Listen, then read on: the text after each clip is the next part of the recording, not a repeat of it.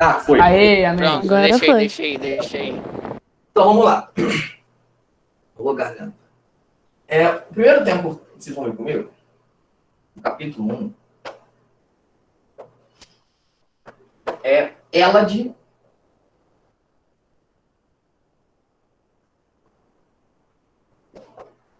e formação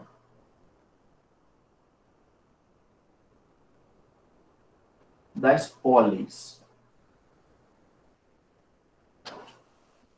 Beleza. Essa palavra Elad significa simplesmente Grécia. Por que o nome Elad?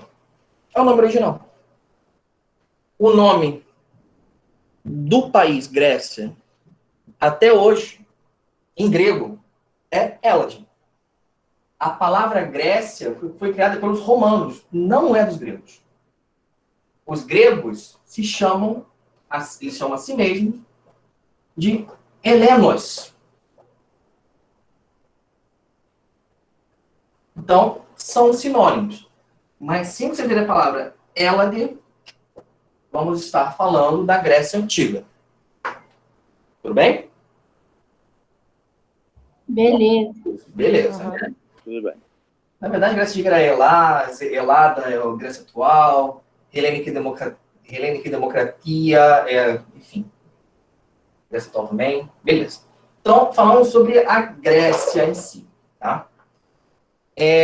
Hoje, eu vou com vocês até uma parte, um período específico da Grécia Antiga, da Hélade Antiga. Mas eu vou começar na pré-Grécia. Começar com antes da Grécia. Posso pagar? Pode. Pode. Não. Ah, mas tá bom, pode falar. Tá bom, deixa. Agora que eu parei, não me gritou, não.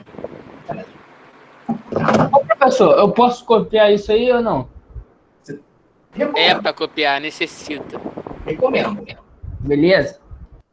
Aí, falando aqui sobre pré-Grécia. A gente começa com a minoica. Ou cretense. É isso mesmo. Minoica / cretense. Que vai de 26, século 26 ao 15. É isso, antes da Era Comum. E depois você tem a mistérica. Espera um momentinho. Travou aqui? O creto micênica. Do 15 ao 12. Antes da Era Comum. Oi, quem falou alguma coisa? Vai Chantala. Pode chantar. Chantar lá. Você vai colocar o vídeo hoje mesmo? Com certeza. Mais tarde, mas com certeza. Valeu. Essas duas aqui, gente, são civilizações que existiram antes de ter realmente uma Hélade, uma Grécia antiga. Tá? E pelo nome, cretense, Creto, ficavam somente na ilha de Creta. Uma ilha meio que aqui, um pouco mais ao sul, se não me engano. Professor, não tô conseguindo ver aquela outra parte ali no lado do XV. Onde? Pra direita ali. Agora você abaixou, um pouquinho professor. depois. Não dá pra ver Você direito. abaixou. Tá dando pra ver? Tá Vira dando pra só um ver pouquinho direito. pro outro lado. Não, Eu não professor. sei o que É que ele não tá tá com a escrito tela cheia. Com a tela cheia consegue ver o quadro inteiro. Tem que botar em tela cheia. Aquela cheia, Léo.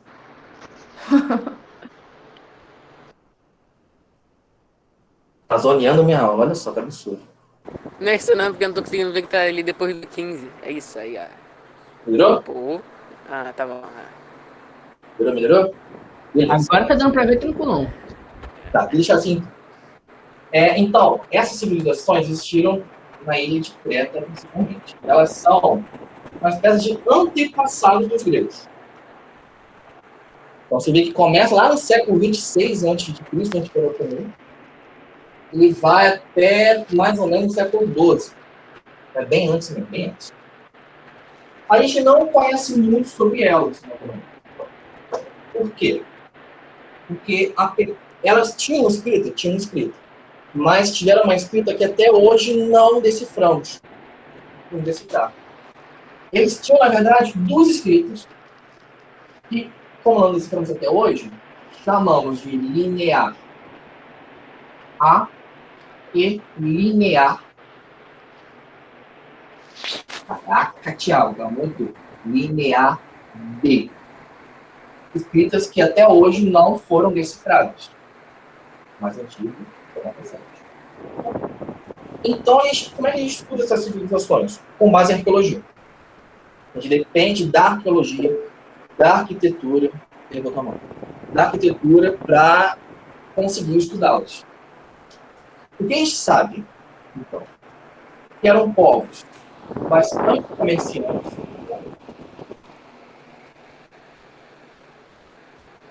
que tinham relações com o Egito, com a Ásia, etc. Eram civilizações muito dedicadas à construção de palácios.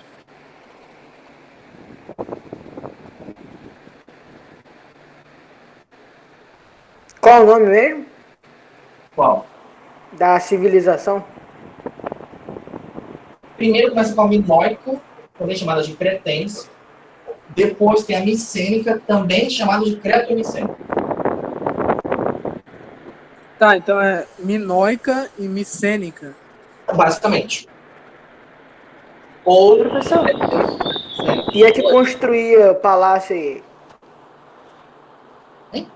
E as que construíam Construção de palácio? palácio. Esse negócio aí, linear A e linear B. Sociedades que a construção de palácios se tornou, pelo menos, a gente encontrou-se muitos palácios deles.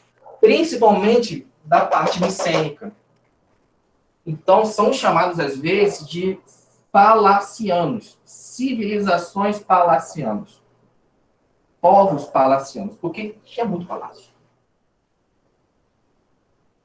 E conhecemos uma questão interessante da parte religiosa social, que eram sociedades mais matriarcais.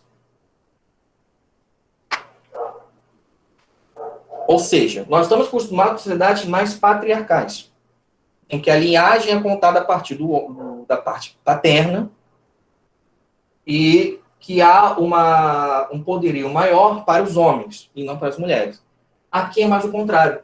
Aqui, pelo que a gente conhece, a linhagem contava a partir da materna, a partir da mãe, né? Meu Deus. E havia uma importância maior para as mulheres, para o feminino na sociedade e na religião. Bem? Por exemplo, foi muito importante o culto à chamada Grande Mãe. Uma grande deusa que era identificada com a própria terra. Então, essa Grande Mãe foi a principal divindade cultuada por essas civilizações, minoica micênica. Tudo bem? sim. Ô, professor, aquilo ali é um D ali do lado, tipo, A, E, C ou A, D, C? AS, antes da era comum. Ah, Antes de quê? e professor, Antes da era comum. É um sinônimo de antes de Cristo. Ah, tá. Fala. Oi, Júlia. é isso que você está falando, que eram comerciantes, construção de palácio, você está falando do cretense ou você está falando do Os creto-micênico? dois. Os dois são a mesma coisa? Mais ou menos. Alguns consideram que eram, outros consideram que são divididos. Mas eles tinham essas características em comuns. Em comum, os dois tinham isso. Tudo bem? Professor, e o que seria o linear A e o linear B? Escritas que eles tinham e que até hoje não foram decifradas. Até hoje a gente não consegue ler.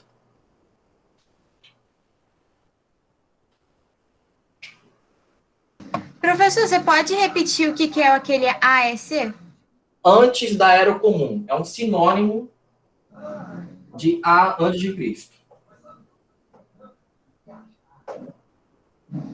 Mas chato que falar com vocês. Eu não uso antes de Cristo e depois de Cristo. Eu uso antes da Era Comum e Era Comum. Tá bom. Bom, Obrigada. de nada. Oh. Oi. Realmente não tô conseguindo ver o quadro todo. Não tô conseguindo nem ver você.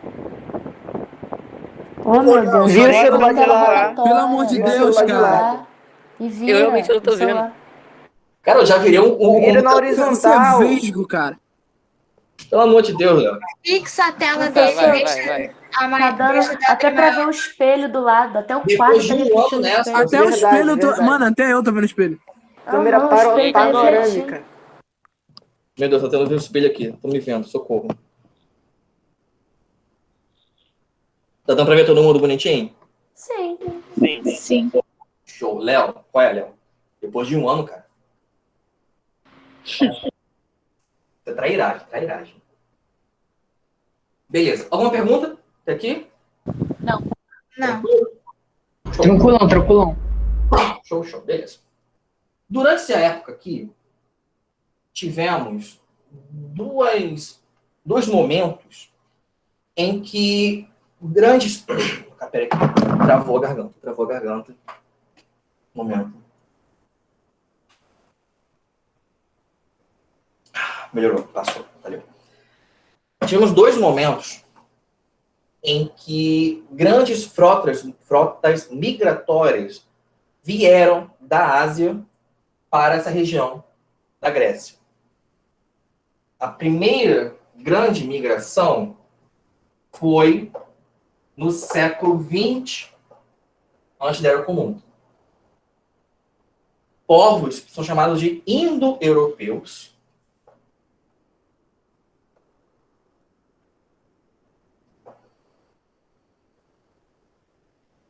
vieram da Ásia, região da Ásia, e se misturaram, na época, aos minoicos.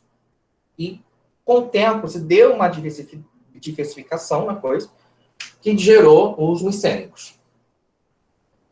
Essa primeira foi mais de boa, foi mais tranquila. Mas, séculos depois, no século XII, tivemos uma que não foi tão tranquila assim. Não foi. A migração dos indo-europeus no século XII causou uma coisa que é chamada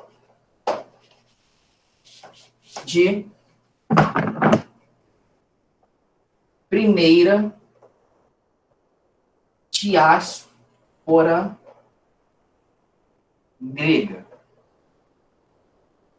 Professor, o que você disse antes? Causou o quê? Travou aqui pra mim. A segunda migração dos indo-europeus no século XII, antes era comum, que é o finalzinho, causou a primeira diáspora grega. Uma diáspora significa que um povo que vivia em um lugar, por algum motivo, invasão, guerra, mudança climática, ele decide ou precisa se mudar, se espalhar por outras regiões. Ou seja, um povo que vivia aqui, vai para cá, vai para cá, vai para cá, ele se espalha em outros lugares. Então, essa segunda invasão faz com que os micênicos, na verdade, saiam de Creta e se espalhem por outras regiões, ampliando, então, aumentando a quantidade de território que é vivida pelos gregos depois. Por exemplo, eles vão muito para a atual Turquia. A Turquia, eu odeio desenhar a Turquia, que é mais ou menos uma coisa assim, sei lá. Nessa parte aqui, bem ao leste, aqui fazia parte da Grécia Antiga.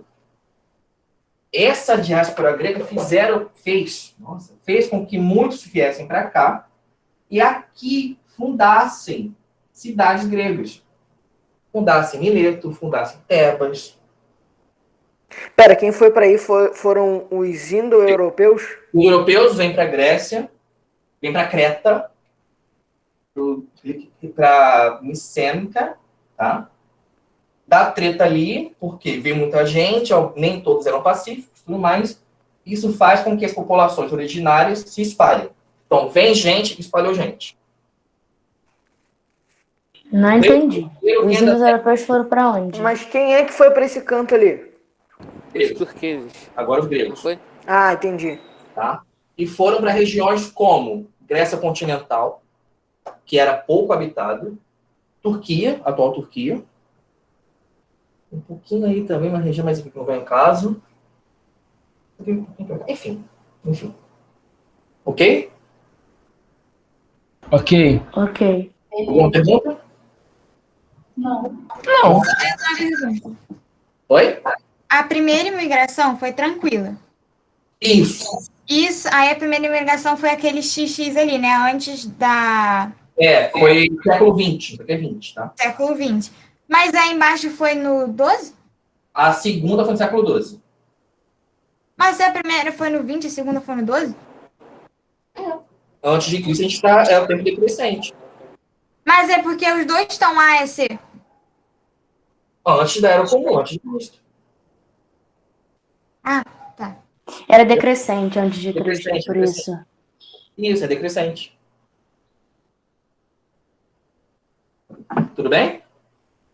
Então, a primeira imigração foi no século XX e a segunda foi no século XII. Isso. 800 anos depois, aproximadamente, né? Tá. Beleza? Beleza. Isso tudo aqui, a gente está meio que na pré-Grécia, né? Antes da Grécia.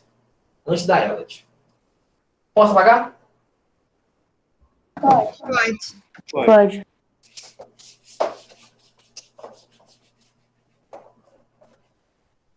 Então, com essa diáspora e com essa vinda dos indo-europeus, nós temos um período que a gente conhece, infelizmente, muita pouca coisa dele. Que é chamado de período homérico. Isso depois da diáspora, né? Depois da diáspora, exatamente. Período homérico que vai de 12 a 8. Tá? Por que nosso nome é homérico? Homérico faz referência direta a Homero, que acredita-se tenha sido o autor de duas obras, cada uma desse tamanho aqui, enormes, chamadas Ilíada e Odisseia.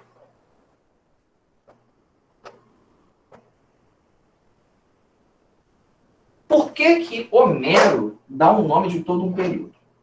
Simples. É um período que a gente conhece muito pouco, quase nada.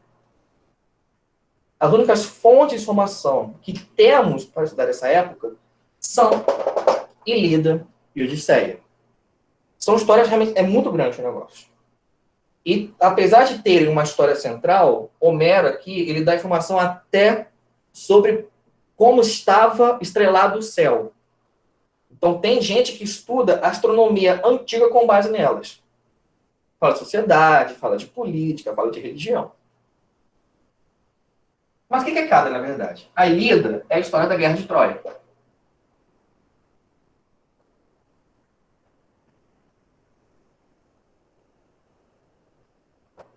A Odisseia é a história de Odisseu, ou Ulisses,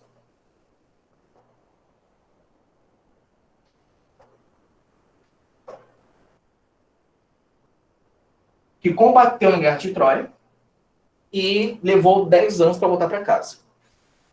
Okay? Vocês conhecem a história das duas? Quero que eu repita, quero que eu explique mais ou menos. Eu só Eu já conheço ouvi a falar Guerra de de Odisseia. Troia. Tá, tudo bem. Apresentando brevemente. A Guerra de Troia começa quando, depois de uma treta entre três deusas, que foram disputando quem era mais bonita, Afrodite, pé da vida, faz com que a rainha Helena de Esparta se apaixone por Paris, príncipe de Troia. Se apaixonam, ficam apaixonados um pelo outro, e Helena, rainha de Esparta, foge com a amante. O rei de Esparta, o corno Menelau, coitado, não gosta disso, reúne os amigos dele, irmãos e tudo mais, e decide ir até Troia para trazer Helena de volta. Tá? Então, essa situação do corno indo buscar a Helena de volta gera uma guerra de 10 anos, em que os próprios deuses se envolviam e apostavam pelos seus preferidos, era maravilhoso. E depois de 10 anos de guerra, com muita gente morrendo, os gregos conseguem destruir Troia. Troia pega fogo, literalmente. Tá? Vou falar. Detalhe, a gente não sabe até hoje se Troia existiu ou não, mas acredita-se, há algumas pessoas que falam que Troia tem existido como uma cidade na atual Turquia também, naquela região que eu falei do leste. Enfim.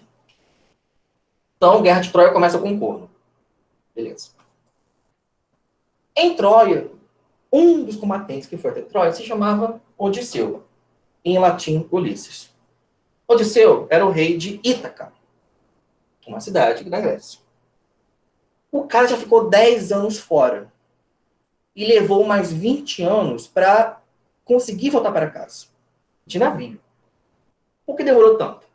Porque toda hora brigava com Deus, tinha alguma coisa, ficava preso na ilha tal, encontrava no Amazonas, encontra Cis, encontra o Polifeno, e xinga o Poseidon, e fica preso com a Cis, e não sei, no rolo todo, ele ficou uns 20 anos para conseguir voltar para casa. Em casa, né, na casa dele, ele tinha uma esposa chamada Penélope, que amava muito Odisseu, demais. Só que o cara ficou tanto tempo fora de casa, que os amigos do Odisseu falou, Penélope, o cara deve estar morto. Então você precisa arrumar um marido novo. Escolha um de nós.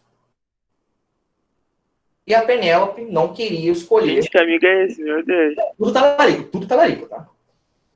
Então, a Penélope não estava afim de escolher um novo marido, porque ela acreditava que o Odisseu ia voltar.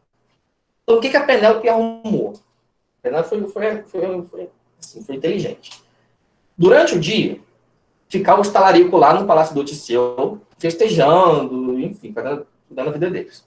A Penélope disse o seguinte, tudo bem, escolherei o marido, mas eu fiz uma promessa aos deuses, de que eu faria uma tapeçaria, era um tapete enorme, para garantir que meu marido tivesse, fosse vitorioso, voltasse em paz. Então eu tenho que, pelo menos, terminar essa tapeçaria para os deuses. O que Penélope fazia? Durante o dia, ela costurava. E à noite, ela desfazia tudo que ela tinha feito. Vazou eu. No início, ela foi enrolando os talaricos por 20 anos. 30, na verdade, né? Aí Penélope se manteve fiel a Odisseu, que estava lá 20 anos se enrolando para voltar para casa, e não foi fiel, tá? O Odisseu traiu Penélope pra caramba. Desse de passagem. Penélope também foi corna na história. Mas depois de 20 anos, Odisseu volta para casa, é recebido por Atena, se disfarça de mendigo, chega em casa, disfarçado, mata os talaricos todos, volta para Penélope, ponto, final feliz. Mitologia grega Final feliz, ele matou todos os talaricos, todos os amigos dele. Não, tipo, mitologia grega é muito legal, pelo fato, tipo assim, tudo acaba em morte, um monte de gente morrendo. Pois é. Sim, Ou não é legal por causa disso, eu acho muito... Deus pegando uma mulher. Tipo ou isso. Deus pegando alguém, Deus pegava todo mundo, gente. Deus pegava homem, pegava mulher. Ou todo mundo acaba se pegando, é assim mesmo. O Deus é aquilo, caiu na rede é peixe, Deus pega. É mesmo. Olha, professor, isso aí parece história de God of War, só que sem deuses. Ele não matou deuses, só matou os talaricos. God of War, você acha que God of War veio também? É, veio da mitologia grega, o maluco passou o rodo em todo mundo, né? Então, pois é. Só porque matou a mulher e a filha, ele quer culpar os outros. Ai. Na verdade, beleza. Cara. Aí, essas histórias, então, que eu resumi muito, tá? Elas dão informações sobre muitas outras coisas. A gente vai botar aqui. Então, a partir dela, a gente consegue estudar um pouco esses períodos. O que a gente sabe, então, que teve nesses períodos? Nesse período aqui, desculpa, período homérico. a gente sabe que teve uma espécie de desenvolvimento social que chegou nas cidades. Começou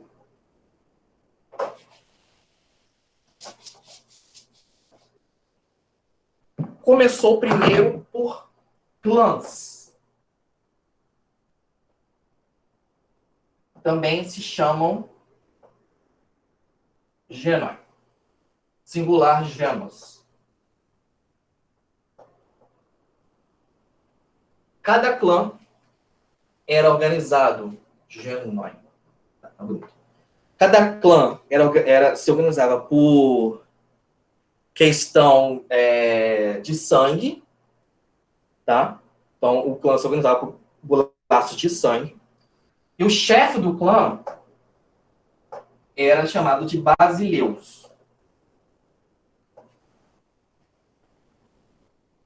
Então, cada clã tinha um chefe, que era o basileus.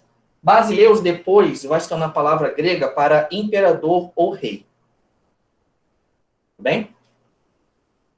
E esses clãs estão fazendo o quê? Eles eram como as pessoas basicamente viviam de início. Então, dali vai ter decisões políticas, vida econômica, vão plantar, vão fazer cultos, blá, blá, blá, etc.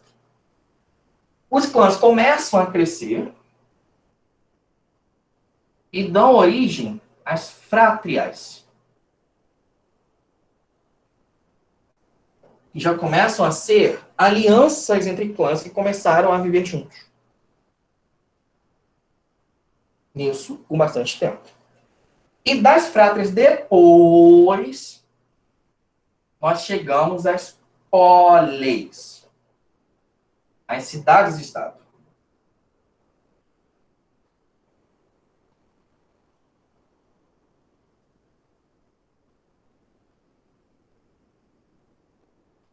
Ok? Então, durante o período homérico, nós temos uma organização que, primeiro, são clãs que vão crescendo, fazem aliança entre si, formam frátrias, e essas frátrias, com o tempo, dão origem às polis, ou cidades-estado. Beleza? Alguma pergunta? Cara, travei a língua pra falar essa frátrias aí, mano. Frátrias. Flátias. Posso falar pior, posso falar frátrias, se quiser. Frango. Repita comigo. Frátrias. Fatias. Frátrias. Tudo Não, bem? não é brincadeira, não é tão difícil de falar. Fátrias. Não precisa falar. Frátrias. Ah, não é difícil. Eu não tinha visto que tinha um R ali no meio. Frátrias. Frátrias. Eu não Nossa, tinha visto velho. um R. Mas é fácil de falar, frátrias. Tipo, Frátrias. só é difícil falar rápido. 3 pratos de... Pronto. Trava-língua da prova. Beleza. Beleza esse processo aqui? Sim. Aham, pode pagar. Sim. Tranquilo. Não, peraí. Só tirar print, depois tu copia. Gente, eu só peço que não logue muito chat, não, porque alguém pode mandar pergunta pelo chat, eu não acabar não vendo, tá? Isso ocorreu depois do período homérico, né? Isso durante o período homérico, Ah, sim. tá? Mas, realmente, as polis, elas começam a surgir mais depois. Assim, início, período homérico ocorrendo, já para o final dele. Então, foi durante e depois? Durante e continuou depois. Ok? Ok. Posso pagar? Pode.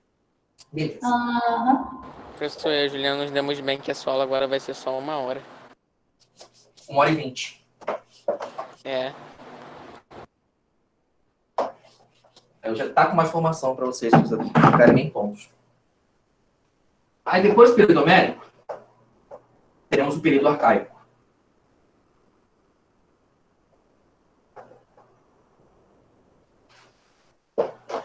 Oito e 7.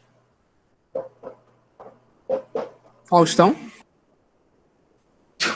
Como tu lembra a data de tudo? Meu Deus. Eu não lembro a data, eu lembro o século, não lembro data. Século eu lembro. Meu Deus. Relaxa. Ainda tem mais outros dois, tá? Tem mais o período clássico, que são os séculos 6 e 5. Até um pouquinho do 6, enfim. E o período helenístico, que pega 4 ao 1. Mas a gente vai se dar logo que vem. No período arcaico, primeiro, o que temos? Começa a surgir realmente as polis, ou chamadas de cidades estado. Sempre que vocês verem a palavra cidade-estado, ou cidades-estado, sempre, mesmo. Vocês São dois homens mesmo? É? São dois homens mesmo? Ah, não, é um D. Cidade-estado. Vocês têm que pensar que é uma cidade independente. Uma cidade que não faz parte de país nenhum. Hoje, atualmente, temos 3 cidades-estado, se não me engano. Vaticano, Singapura e Mônaco. São cidades que são países, legalmente falando, internacionalmente falando. Não fazem parte de lugar nenhum. Singapura é Singapura. Vaticano é Vaticano. Mônaco é Mônaco. Tá? Aqui também. Quando você tem a Grécia de cidades-estado, você não tem uma Grécia de governo central. Você tem uma região chamada Hélade, chamada Grécia, com cerca de 100 cidades-estado independentes. É mais ou menos semelhante à Europa. A gente fala a Europa. A Europa tem 50 países aproximadamente. São dependentes entre si. A África. A África é a mesma coisa. Tem 54 países independentes entre si. Aqui a mesma coisa. Cada cidade-estado era independente uma da outra. Então, estudar a vida política em Atenas é diferente de estudar a questão política em Esparta, diferente em Creta, diferente em Tebas, diferente em Mileto, e por aí vai. Ok? Até aqui. Tranquilo? Então, a cidade-estado é independente. Tranquilo. Exatamente. Uma cidade-estado é uma cidade independente. Tá? Era no passado e é hoje.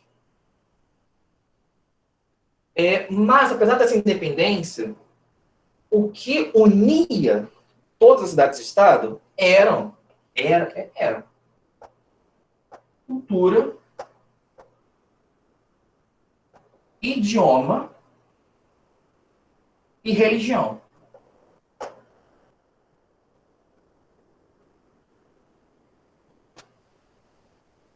As cidades eram independentes entre si, mas eles se identificavam como helenoi, gregos. Por quê? Porque tinham uma cultura em comum, falavam o mesmo idioma e cultuavam os mesmos deuses. Então, a questão cultural, religiosa e linguística é o que dava uma unidade para a Grécia. Só. Não tinha governo central, não tinha unidade política, não tinha unidade social, não tinha unidade econômica, nada disso. Ok? Há quem fale que isso aqui fazia um pan-helenismo, uma união das cidades. Mas apenas isso. Nada mais.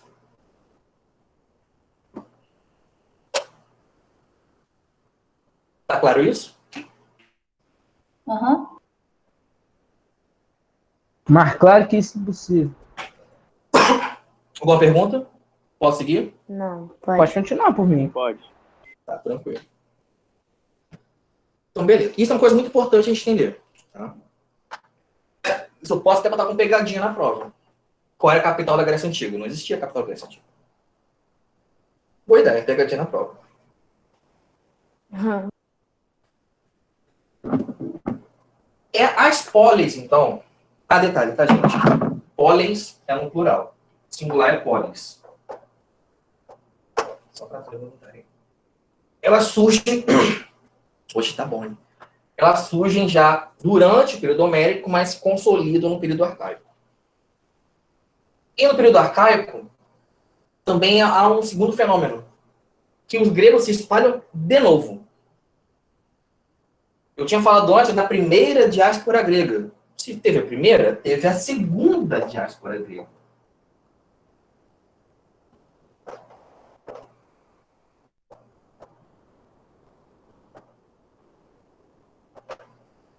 Por quê? Teve invasão dessa vez? Não, não teve invasão dessa vez. Acontece que...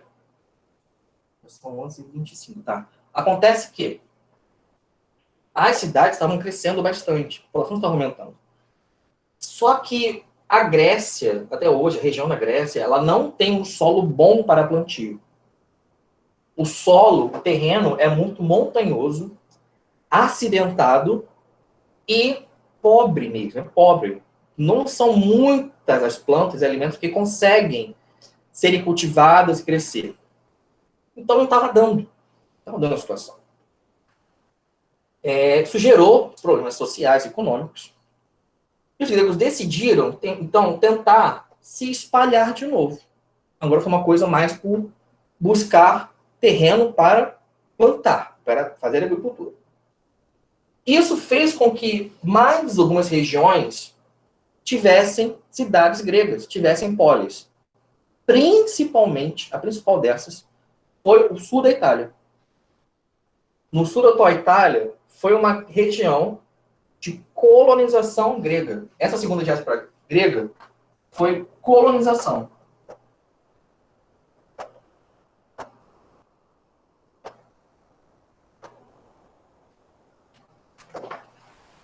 Que atuou principalmente no sul da Itália. Acho que fundaram mais 12 ou 15 cidades, não lembro agora. Mas bem no sul, parte da Sicília também. Bem? Sim. Sim. Beleza, então. Tá? Então, novamente, período arcaico. Os polis se constituem e também ocorre uma segunda diáspora grega, muito focada em colonização. Beleza. E no sul da Itália. Tem alguém copiando? Eu tô, peraí, rapidão. Vai lá. Preciso de espaço no quadro agora. O spoiler faz o que mesmo que você falou? Desculpa. Fala, Raíssa. Os spoilers faz o que mesmo que você falou? O quê? As polis... Elas decidem fundar novas colônias. Fundar novas cidades, só que em outras regiões. Tivesse um território melhor. Pode pagar, professor. Peraí, alguém mais ia fazer uma pergunta? Eu. Vai, Pamela. A segunda diáspora grega surge depois, através do período arcaico, né? Isso, durante o período arcaico. Ah, sim. Obrigada. Beleza. Gente, vou ter que apagar para usar o quadro todo de novo. Tudo bem? Beleza.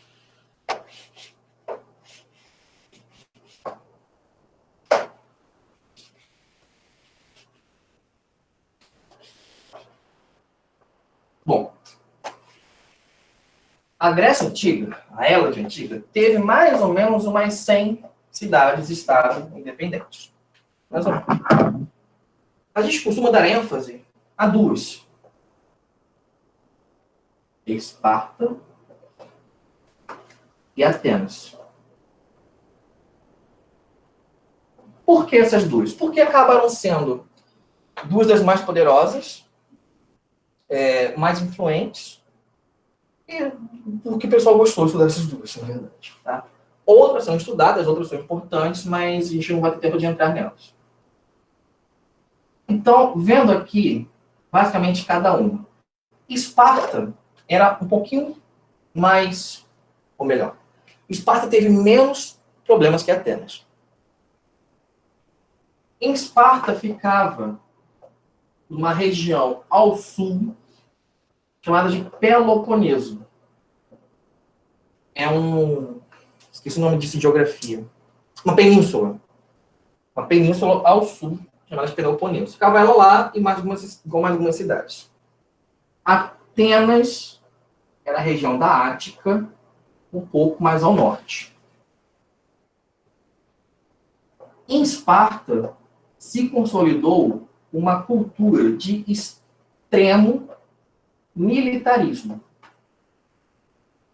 Quer dizer o quê? Esparta valorizava soldados, atividade de guerra, atividade bélica.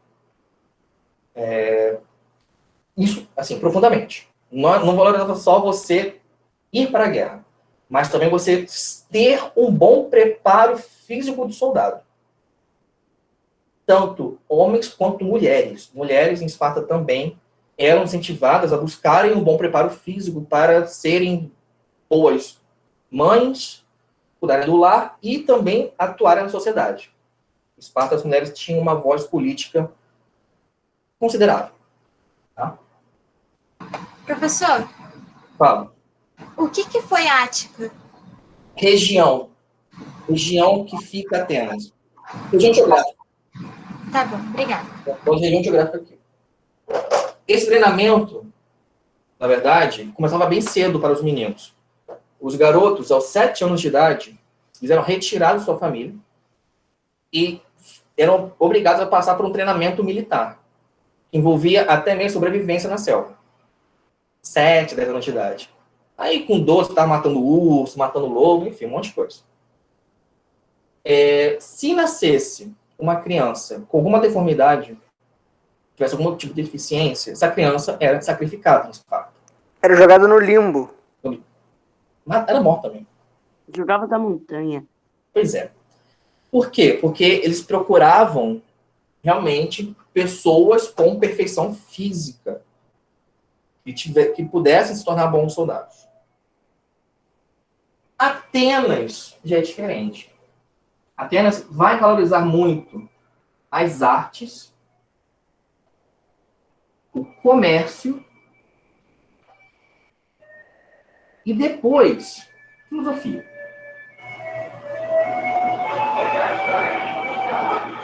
Atenas se tornou uma região em que, uma cidade, na verdade, em que, por exemplo, fazer esculturas, trabalhar como escultor e trabalhar com peças de teatro era muito incentivado, era muito reconhecido. Tinha competição anual de peças teatrais.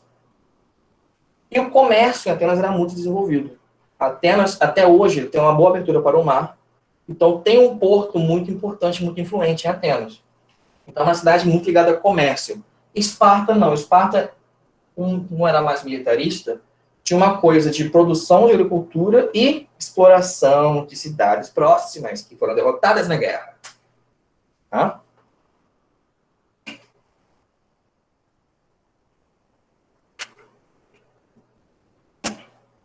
Tem aqui alguma pergunta?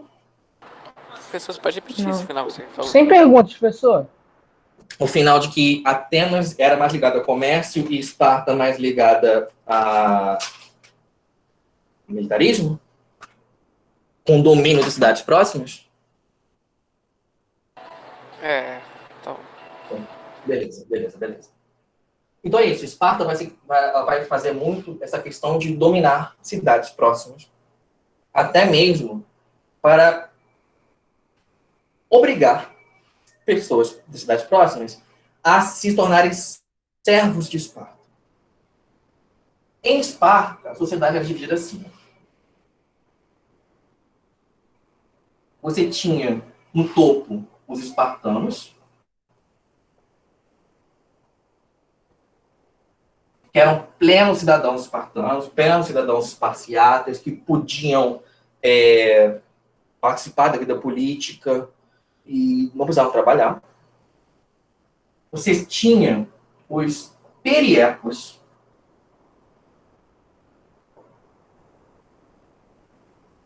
que eram descendentes de povos que os espartanos tinham conquistado no passado. Os periecos eram livres, mas tinham que trabalhar. Eram os periecos que iam plantar, que iam colher. Os periecos não passavam pelo treinamento militar. Eles eram que iam trabalhar na cidade. Tá? E você tinha os ilotas.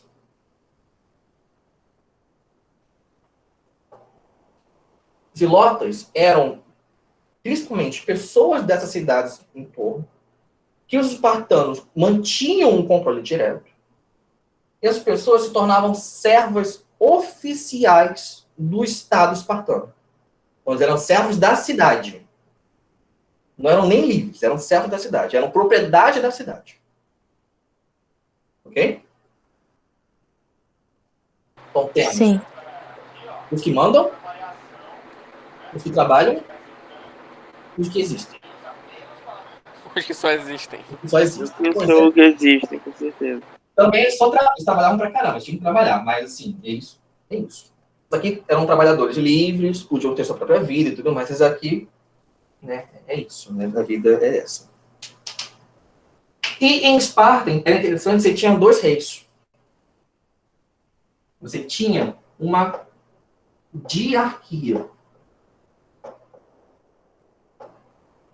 Você tinha um rei que era responsável por questões políticas e um rei responsável por questões religiosas.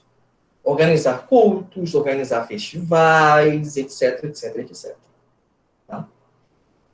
Ainda tinha, claro, assembleia de anciãos, assembleia de soldados e não sei o quê. Jerusa, Forato, mas não vem ao caso aqui, não importa muito. Professor, Hoje, Fala. pode falar? Pode falar. Diarquia, são 2 reis. Monarquia, então, diarquia são 2 reis. Um é para a questão religiosa e o outro para a questão política? Isso. Monarquia é um rei só, diarquia é 2 reis. Obrigada. Vamos pensar, monarquia 1, mono, diarquia 2. Tranquilo, então? Aham. Beleza. Em Atenas, já era um pouquinho diferente. Atenas que você tinha. Lá no topo, você tinha os atenienses. Que também eram chamados de eupátridas.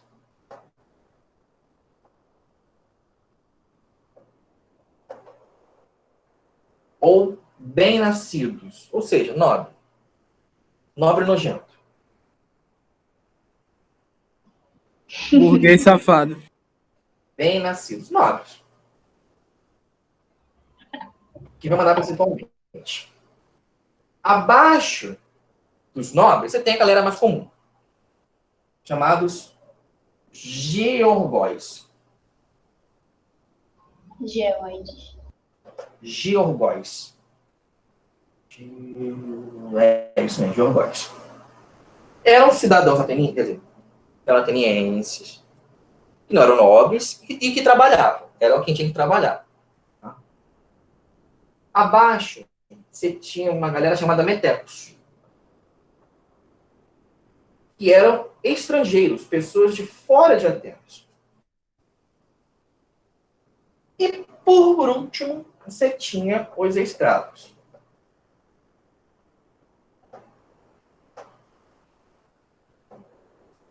Qual é a diferença entre um ilota em Esparta e um escravo em Atenas? O ilota, você era servo da cidade. Um escravo, você era uma posse de alguém.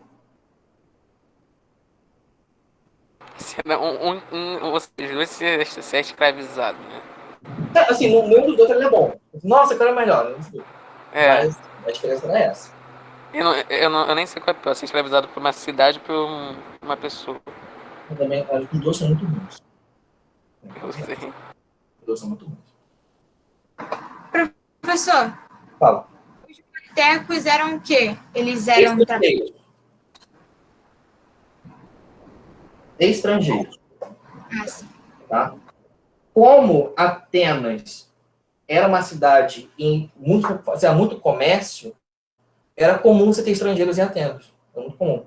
Só que estrangeiros em Atenas não eram muito bem recebidos, não eram bem vistos. Mesmo que morassem lá há 20, 30 anos. Tudo bem? Tudo bem. Alguma pergunta? não. Copinho que eu vou pagar daqui a pouquinho.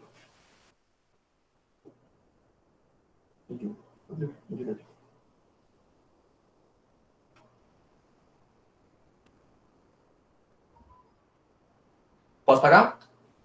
Pode. Pode. Beleza. Puedes. Esparta, ela, apesar de militarismo e tudo mais, ela foi mais estável que Atenas. Atenas, o negócio lá foi ruim até ficar bom. Por quê? Atenas, no início da Grécia Clássica, no início do período clássico, ela teve um momento de monarquia. Governada por um rei, o Basileus.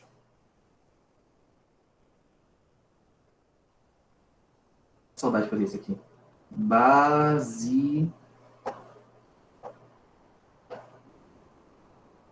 Basileus. Da monarquia, eles avançam para o arcontado. O que é isso? Basicamente, os nobres começaram a comandar. Os nobres começaram a comandar. E começou um monte de problema, um monte de treta mesmo. Por quê? Como os nobres estavam comandando, os nobres e também os mais ricos, começou a ter muita dificuldade social e financeira em Atenas. Começou a dar merda. Até que você tem um período que foi chamado de legisladores. Professor, com licença rapidinho. Aí tá escrito que é Rei Basileus o quê? Rei Basileus. Tem nada escrito embaixo, não? Embaixo. Achei a mesma coisa, só que... Não, em grego. Ah, tá. Nossa, obrigado. Você quer escrever em grego? Pode escrever em grego, com vontade. Não quero. Com vontade, tá? Não. Então, por causa desse monte de problema que teve, dos nobres explorando, dando, assim, revoltas sociais, inclusive, você tem legisladores que tentaram, o nome fala, legislar, colocar algumas leis novas. Principais. Drácon, 600 e alguma coisa, então é final do século VII, antes da Era Comum. E pouquinho depois, Solon, início do século VI. Antes da Era Comum. Drácon, o que ele inovou? As leis em Atenas não eram registradas por escrito. Eram conhecidas oralmente. O que Drácon fez, então? Ele procurou escrever as leis. Deixá-las registradas por escrito. Isso era uma forma de evitar que os nobres enganassem as outras pessoas, falando, nossa, a lei existe. Essa lei é assim, assim, assado. Agora, por escrito, já não tinha mais como fazer isso. É uma forma de as pessoas mais pobres e não nobres, os geórgos, falarem, não, isso é contra a lei da cidade, não pode. Tá? Então, Drácon foi bom, mas também foi ruim. Drácon, ele gostou do rolê de botar as leis e começou a fazer leis muito severas e muito punitivas. O nome dele se tornou um sinônimo disso, de lei severa e que pune demais. Leis draconianas ou dracônicas. É lei tipo assim, se você pisar ali no gramado, você vai perder o pé. Coisa assim, sabe? Tá bem? Caraca. Eu tô exagerando, mas tinha coisa assim também. Então, Drácon registrou as leis. Solon fez uma coisa muito importante. Entre outras coisas, Solon, ele eliminou a escravidão por dívida. Atenas tinha um mecanismo para fazer o seguinte. Se você estivesse devendo alguma pessoa, uma forma de pagar sua dívida e que a pessoa que está devendo podia exigir era que você e sua família se tornassem escravos para pagar a dívida. Isso em Atenas ficou zoneado. As pessoas começaram, principalmente os nobres e mais poderosos, começaram a aumentar isso, aumentar essa escravidão por dívida, ao ponto que você tinha muita gente que era escrava desse mecanismo, e era uma dívida que não acabava. Que as pessoas, os nobres, os mais ricos, constantemente multiplicaram a dívida. E muitas vezes, como a família foi endividada, também, assim, vai junto, essa dívida era herdada. Então acontecia de o pai foi escravizado, e depois que vai morrer, o filho continua para pagar a dívida que nunca termina. Isso foi uma crise social muito forte em Atenas. Muito forte. Então, Solon, ele acaba com a escravidão por dívida. A pessoa podia ter escravo comprado de fora. Podia, nada impede. Mas por dívida não era mais possível. Tudo bem? Sim. Beleza. Tem uma menina que quer falar, ela levantou a mão aí. Alguém quer falar? Quem quer falar o quê? A Maria Eduarda que levantou a mão, eu acho. Maria Eduarda. Ela tá com a mão levantada. Você está entre nós. Pois é, não está entre nós. Você nos ouve, Maria Eduarda? Não nos ouve. Beleza. Então, os legisladores até que foram bons, né? Pois é. Mas depois de Solon, a gente tem um período bacanérrimo, assim, lindo, que foi o período dos tiranos.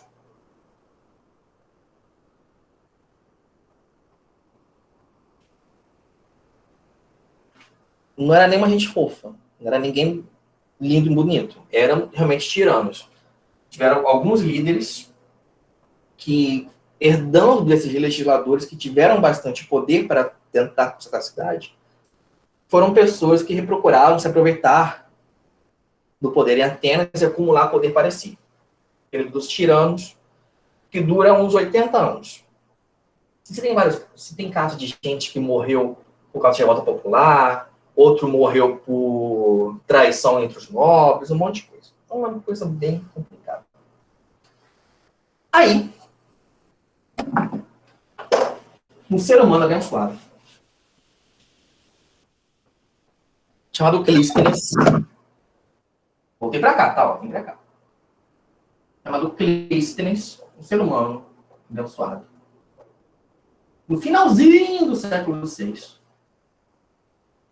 500 e alguma coisa, bem no finalzinho. Ele se torna legislador, ele faz uma mudança na coisa. Tá? Ele faz uma mudança na coisa. Pera, isso ainda é Atenas. Só em Atenas, tudo Atenas. Ah, tá. Isso aqui é tudo Atenas, tá? Professor, tu pode voltar rapidinho nos tiranos? Como que tu chegou em Clístenes? Os tiranos foram pessoas que continuaram com esse cargo de legisladores, mas que realmente abusaram do poder e foram governantes péssimos. Péssimos, sabe? Assim, pensa uma pessoa que o poder subiu a cabeça. Só quer mandar e desmandar. Foi a época dos tiranos. Entendi. Entendeu? Nada. Depois de muito tempo, com problemas sociais em Atenas, Clístenes, ele resolve inovar. E falar, vamos fazer uma nova forma de governo. Clístenes é que cria a democracia. Que hoje temos, hoje todo mundo ama, oh, lindo. O que era a democracia em Atenas?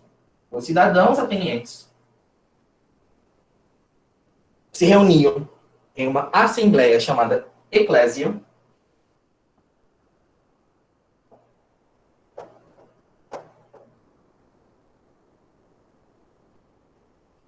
uma assembleia geral. E nessa assembleia eles iam decidir diretamente sobre a cidade. Concordo, não concordo, apoio, não apoio, voto sim, voto não. A gente tem a questão de eleição para mandar alguém. Eles iam dizer, eu sou cidadão, eu vou. E isso era obrigado aí, inclusive. Tá? Mas quem é cidadão em Atenas?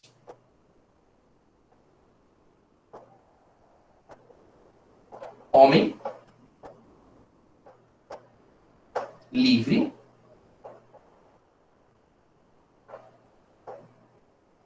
pai e mãe ateniense.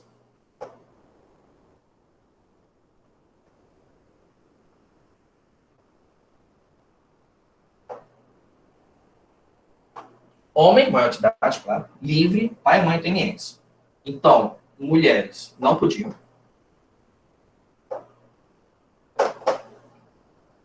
Estrangeiros. Eles não sujeitos, podiam o quê? Que cortou quando você falou. não podiam participar da política, da democracia. Não eram cidadãos. Estrangeiros também não, e escravo nem se fala. Escravo nem era Escravo cogitado. nem era cogitado. Pois é. Cidadão era todos os homens livres de pai, mãe e tenientes. Bom, essas pessoas podiam participar da eclésia, podiam participar das decisões políticas da democracia. E a democracia, mesmo com essa restrição grande, foi boa, né? Parece que foi boa. Ok? Ok. A Beleza. democracia apenas vai até ser melhor depois já no período clássico. Tudo bem? Sim. O último detalhe interessante, importante também, é que foram criadas algumas leis, algumas práticas para garantir que mais ninguém se beneficiasse demais do governo em Atenas. E a principal foi a prática do ostracismo.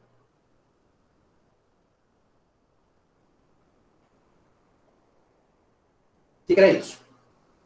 Se reconhecessem que algum cidadão, estivesse procurando reunir poder demais, manipular as votações, se fosse alguma coisa que pudesse ser perigosa, essa pessoa teria uma votação para decidir se essa pessoa seria ostracizada, se ela sofreria um ostracismo. Ela seria, se todo mundo votar sim, votamos a favor, seria um exílio de 10 anos. A pessoa seria expulsa da cidade por 10 anos e perderia, durante esse período, seus direitos políticos. Não podia nem voltar para a cidade. Depois de 10 anos, veriam se a pessoa voltaria realmente ou continuaria sendo ostracizada. Tudo bem? Isso, gente. Isso aqui é tudo Atenas. Tá? Tudo Atenas. Isso aqui, então, foi um mecanismo político da democracia de Atenas. E até hoje, a gente fala em ostracismo. Claro que a gente não tem mais isso no Brasil, mas, por exemplo, a gente fala de ostracizar alguém, vou até um pouco bonito, quando você exclui uma pessoa de um convívio social. Por exemplo, se eu trabalho em um lugar, e da equipe de 10 pessoas, nós odiamos uma pessoa específica. E nós a ignoramos, nós não falamos com ela, nós realmente deixamos de lado. Essa pessoa está sofrendo o ostracismo. Ou, Mas isso pode acontecer com qualquer pessoa ou com pessoas, tipo, específicas? O ostracismo? É. Não, o ostracismo você seria julgado por isso, um julgamento. Então, votariam para você ser ostracizado ou não. Primeiro, teria que ser acusado disso, debateriam o seu caso e seria votado. Se vai ou não vai. Entendi. Entendeu? Uma pergunta? Não. Tranquilo? Sim. Deixa eu parar de gravar, então.